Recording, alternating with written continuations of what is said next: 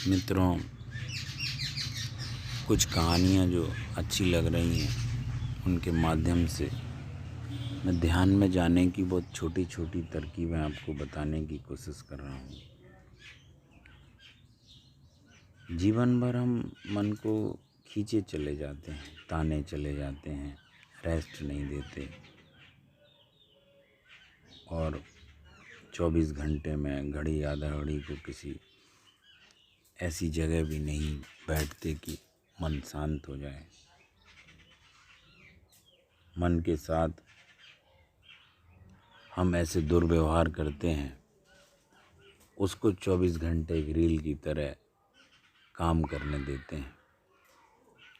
वक्त बिल्कुल नहीं बदला। 2500 साल पहले जो स्थिति थी, आज भी स्थितियाँ वही हैं।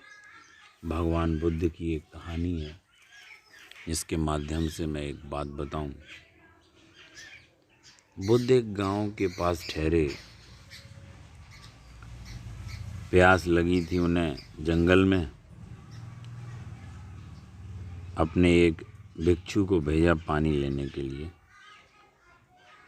वो गया, एक नाले जो बहते थे, साफ नाले, उसमें से बैलगाड़ियाँ निकल गई थी। वहाँ कचरा और मिट्टी के ऊपर थोड़ी सी परतें धूल की उठाई थी। खाली हाथ वापस लौट आया। उसने कहा बहुत मुश्किल है, वो पानी तो एकदम गंदा हो गया। अब मैं क्या करूं? कैसे उस पानी को ठीक करूं? और मैं ठीक करने अंदर घुसा था तो मेरे पैरों ने उसमें और कीचड़ डाल दी। बुद्ध ने कहा, पागल, किनारे बैठ जाना था, चुपचाप बैठे रहना था। अपने आप धूल के कण नीचे बैठ जाते, उठे हुए पत्ते बह जाते। वह जो जल एकदम गंदा हो गया है निर्मल हो जाता। जाओ, किनारे बैठ जाओ और कुछ करना मत। तूने कुछ भी किया तो पानी फिर गंदा हो जाएगा। युवक गया और किनारे बैठ गया। एक झाड़ से छिपकर बैठ गया। बैठा रहा, गंदा पानी बहता गया, उठी हुई कीचड़ नीचे बैठती गई, सूखे पत्ते चले गए। थोड़ी देर में देखते देखते हैरान हो गया। वह पानी जो बिल्कुल गंदा था एकदम निर्मल हो आया। वह पानी भरकर नाचता हुआ वापस लौटा और बुद्ध के चरणों में गिर पड़ा। उसने कहा, पानी तो ठीक। मन के संबंध में भी एक बात समझ में आ गई, क्योंकि सब भिक्षु ध्यान की प्रक्रियाएं उनकी कर रहे थे और बुद्ध प्रत्येक चीज में से कोई ना कोई काम की चीज बता देते थे। एक बुद्ध पुरुष के साथ बैठना प्रत्येक घटना को कुछ ना कुछ सिखा देता है। ये जो सारा उपद्रव है मन का, कहीं किनारे हम बैठ जाएं तो ठीक हो जाए। मन के किनारे बैठ जाने का नाम ही विश्राम है।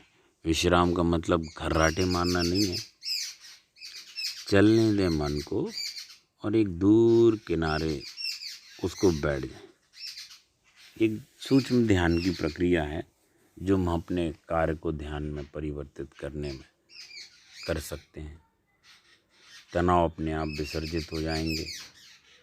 एक घड़ी आएगी कि थोड़े दिनों में प्रेम से प्रतीक्षा करने पर, जबकि मन एकदम निस्तरंग हो जाएगा। आज भी हो सकता है, नहीं कल, जल्दी नहीं होगा, क्योंकि वो जीवन भर के तनाव है। हम सोचें अभी हाल कर दें, हर काम को हम इसी तरह तो करना चाहते हैं। दिक्कत यही है। अगर हम तनाव लाइफ टाइम के हैं तो वो एक दिन में तो जाएंगे नहीं। जीवन भर के तनाव हैं। जो जानते हैं वो ये भी जानते हैं कि जीवन भर के नहीं, बहुत जीवनों के हैं। अगर हम अपनी पूरा इतिहास निकालें तो उनका बहुत भारी बोझ है, भारी खिंचाव है।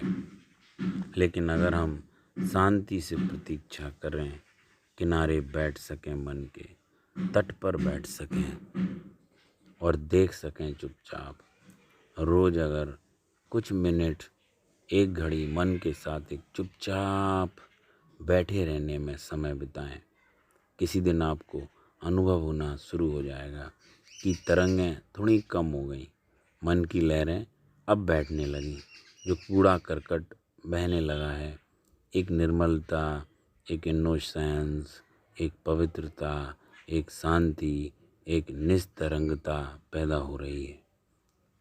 और एक दिन वो घड़ी भी आएगी जो हमें ध्यान में प्रवेश करा देगी, जो प्रतीक्षा करता है कि जब मन बिल्कुल ही शांत और मौन हो जाता है, उसी दिन हमारे भीतर ध्यान का जन्म होता है और हमें सत्य की ओर एक कदम मिल जाता है। और जो स्वयं के भीतर है, छिपा है, उसका भी बोध होना शुरू हो जाता है। उसी दिन जीवन कुछ और हो जाएगा। फिर जीवन सिर्फ जॉब करना और सैलरी कमाना या आजीविका का पालन करना नहीं हो जाता है, वो जीवन हो जाता है। हम चलते फिरते मुर्दे नहीं रह जाते, हमारे भीतर कोई जीवंत धारा जन्म ले लेती है, प्रकट हो जाती है। फिर ही अनंत से संबंध है, फिर ही परमात्मा से संबंध है। किसी मंदिर में उसे खोजा जा सकता है, लेकिन जिसका मंदिर मन ही बन गया हो, मौन होकर वो वहाँ मौजूद हो जाता है। उसे खोजा जा सकता है हम मूर्तियों के माध्यम से भी, लेकिन जिसके प्राण शांत हो जाएं, वही चेतना की एक मूर्ति खुद बन जाएगा। और हम सबके भीतर है वो, जो खोजना चाहेगा, जो प्यासा होगा, जिसमें आतुरता होगी आनंद को और अर्थ को खोज लेने की, वह उनके साथ खड़ा है। आँख फेर कर देखने की बात है। मन सिर्फ एक छलावा सा है।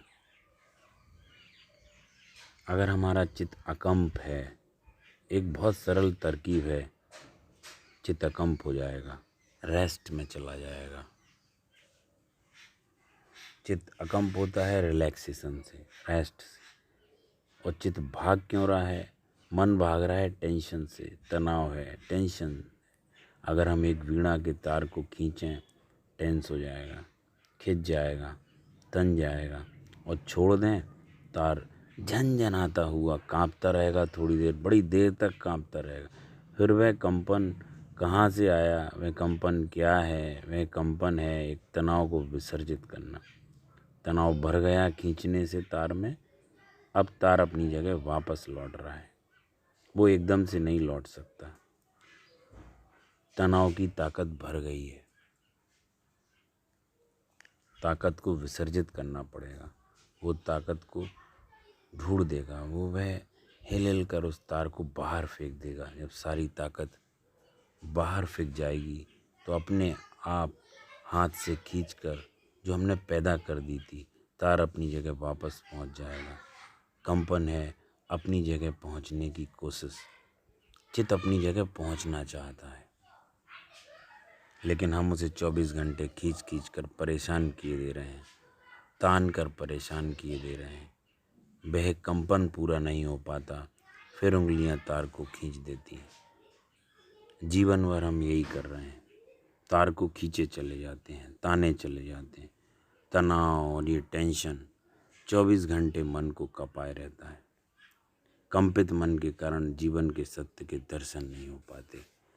बस ध्यान यही है, ध्यान है अकंप हो जाना। विचलन से समाप्ति है ध्यान।